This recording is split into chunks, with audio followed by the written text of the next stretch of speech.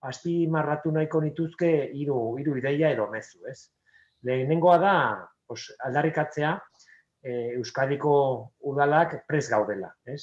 Europako funtsa jasotzeko eta baita ere, horrekin batera garatu ditzakegun proiektuak martxan jartzeko. Eta horretarako oso importantea da informazioa jasotzea. Badakigu momentu honetan gauza asko daudela argitzeke, baina behintzat argi daudenak jakitea, menperatzea eta kontrolatzea oso importantea da. Eta gaurko bileraren helbururik nagusiena hori da, ez?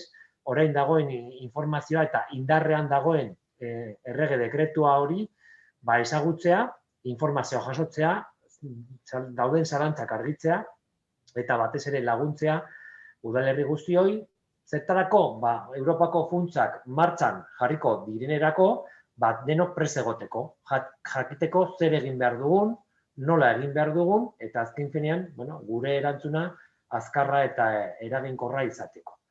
Beraz, hori da gaurko bileraren helbururik nagusiena, ez? Prest egoteko informazioa jaso behar dugu eta, martxan jarriko direnean Europako funtsa, denok jakingo dugu zer egin behar dugun, ez?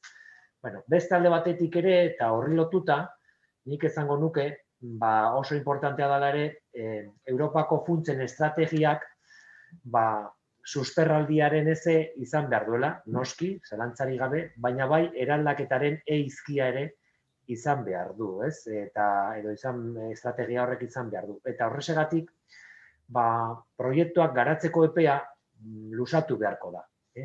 Badakizue, 2023 arte dagoela markatuta, Espainiako gobernutik, epea proiektu hauek jorratzeko eta pentsatzen dugu susperraldiaren proiektuak igual data horretarako prest egon daitezke, baina eraldaketari lotuta daudenak epe luzeago bat eskatzen dutela. Eta horrexegatik ere pentsatzen dugu oso importantea dela kontuan izatea ikuspuntu hori. Eta azkenik, hirugarren mezua izango litzateke gobernantza berri bat eskatzen dugula, ez?